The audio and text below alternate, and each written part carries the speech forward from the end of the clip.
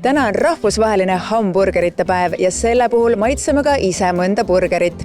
Hetkel oleme tulnud siia legendaarse Räägupesa burgeri juurde, mis on ju tuntuks saanud kui selline klassikaline lägaburger. Aga me võrdleme seda ka tänapäevaste selliste gurmeeburgeritega. Aga kõigepealt hamburgeri gurmaanide mekka ehk Räägupesa.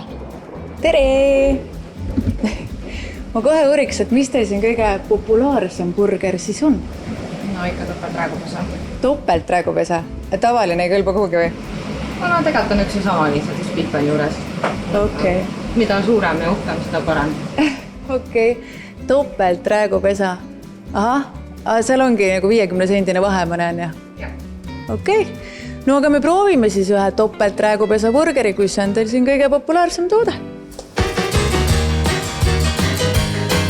Okei, see burger on konkreetselt mu pea suurune, seega saate näha, ma ei tea, kuidas keegi peaks suutma selle päriselt ära süüa ja nii palju kolesterooli ma pole ka korraga ammu näinud.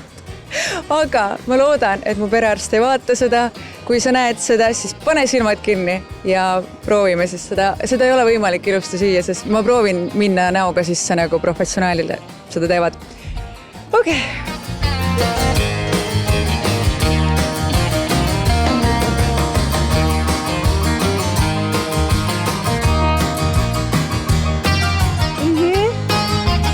Liha isegi on ju täiesti hea maitsega. Ja salat on tore. See kastme kogus muidugi ei ole päris nagu see, mis ma nagu igapäevaselt valiksin. Aga midagi nagu hullu ka ei ole. Ma ütleks, et maitsev, aga ma ise eelistan oma burgereid selliseid väiksemaid ja juustusemaid ja mulle meeldib, kui tomat on vahel, see mulle ka väga meeldib. Siin läheb süües lausa süda hellaks, sest et näljaseid suid on nii palju ümber kogunenud juba. Nüüd läheme maitseme siis käside burgerit ja me oleme selle jaoks valinud Uulitsa tänava gurmee, mis on üsnagi populaarne. Siin on näha leegil grillitud burgerit. Lähme vaatame, mis nad siis pakuvad. Tervist!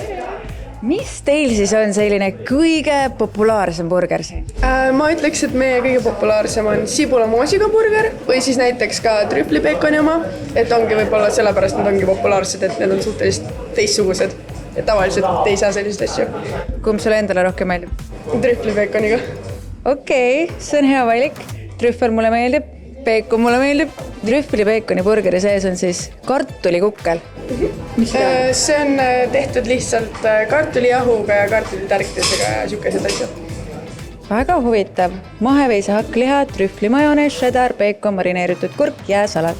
Saime siit Uulitsast ka oma trüflipeekoni burgeri kätte. Selline näeb ta välja. Väga isuäratav, üsna selline, selle Rääguburgeriga võrreldes muidugi väiksemas suuruses. Aga eks see ongi selline gurmee või käsitööburgerite eripära, et nad on natukene väiksemad. Aga minust väga maitsev. Ma tavaliselt ei armasta hapukurki burgerite vahel. Isegi Mäki burgerist ma võtan selle alati välja. Ma tean, uudne. Aga ma teen seda. Natukene igatsen tomatit, sest mulle ikkagi meeldib see tomat siin vahel. Burgerite vahel tähendab. Aga tegelikult see hapukurk nagu sobib siia hästi, annab sellist väikest hapukast siia juurde. Ja minu suurusele inimesele see on täiesti okei kogus ka, aga ma tean, ma olen käinud kunagi ühe kolleegiga niimoodi burgerit söömas, me käisime Räägus ja me käisime ka Uulitsas. Tema ütles, et see Uulitsa burger on nii väike, et see on talle hambauku põhimõtteliselt. Ütles, et tema eelistab iga kell Räägut.